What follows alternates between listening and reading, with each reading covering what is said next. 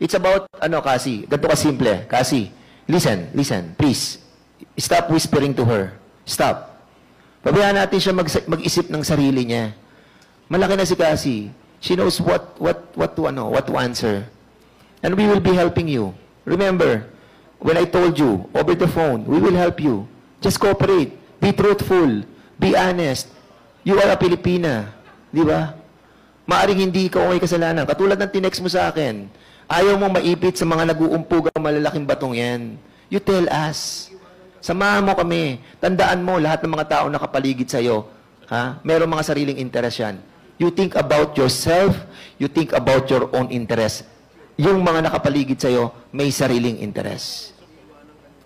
We want to help you. Honestly, when you texted me, na sinabi mo sa akin, na may nag-uumpugang malaking bato, I really don't want to answer back. You know why? I want you to reveal that in here. But if you cannot reveal it right away, you talk to us. Tayo-tayo lang. Lalabas tayo rito. Pupunta tayo sa likod. Pag-usapan natin. Pero tumulong ka sa amin, tumulong ka sa bayan. Nakita mo yung mga taong namatay. Di ba? So you can save yourself. Please. Please. Kapag pinabayaan mong ganito, sagot ka ng sagot ng ganyan, ikaw madidiyan dito. This can be used against you. I'm telling you. You're not answering rightly. Oh.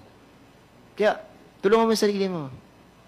If you want to avail an executive session without anybody behind you or surrounds you, tayo lang, kami lang. You want? Pwede pong pag-isipan. Sige. But again, we will be warning you. The Filipino people are watching right now.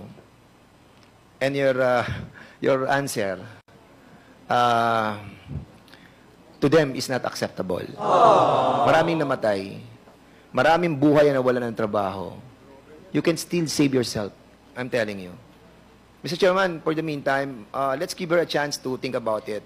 And ako, honestly, I will help you. Kasi when we talk over the phone, sincerely, I know that you wanted to avail of that help. And we will, Cassie, we will help you. Mr. Chair.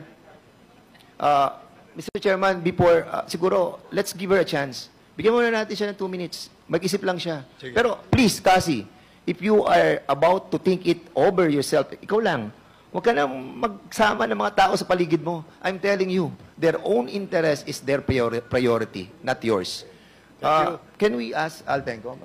Yes, before that, there's a short interjection by Congressman Abante. And please, let this be the last interjection so that we can complete the interpellation of a member who has listed his name in the list of interpellators. Thank you, Congressman Abante.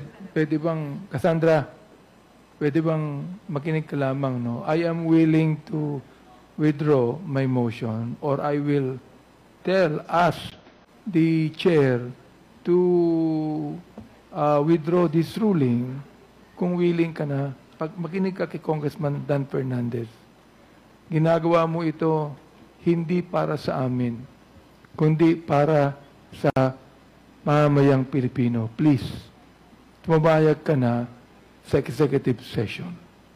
Please.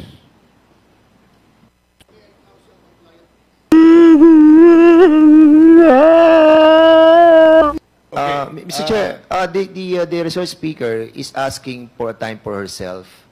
And I think when she said that, it's incumbent upon everybody to respect that. So, let her think by herself.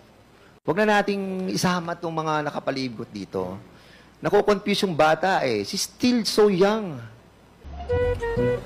Bago po ang hearing na ito, nag-usap na po ba kayo ni Honorable Fernandez?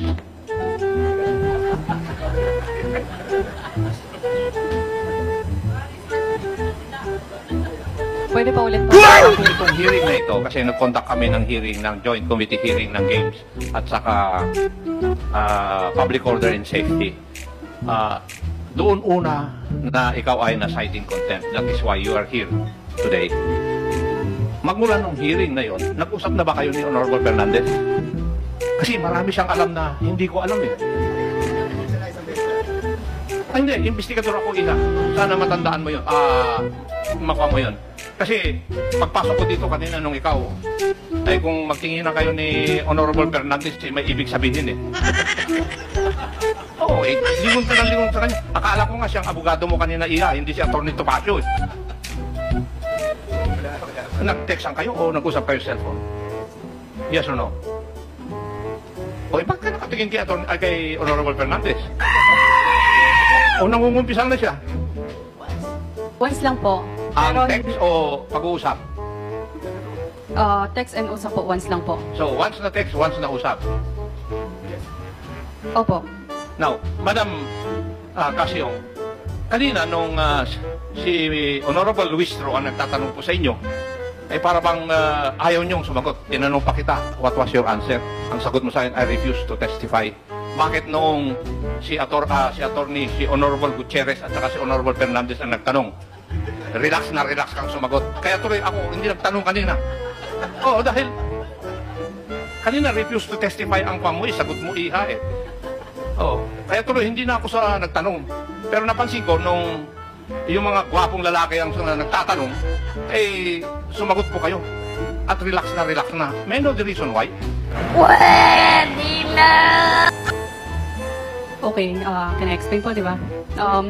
Nung una, I really want to refuse to answer po. And then, kinausap po ako ng abogado ko na magsalita ng committee na to. That's why nagsalita po ako. Tumiming lang po talaga kay Madam Chair. Thank you. Thank you, Mr. Chairman. Yun lang po ang naobserbahan ko kasi marami pong salamat.